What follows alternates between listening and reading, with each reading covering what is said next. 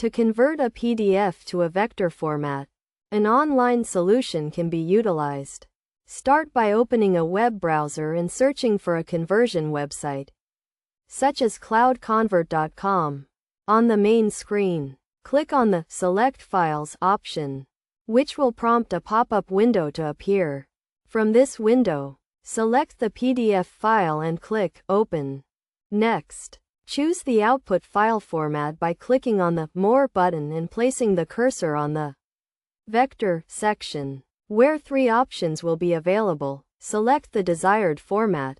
Then, click on the Convert button to initiate the conversion process.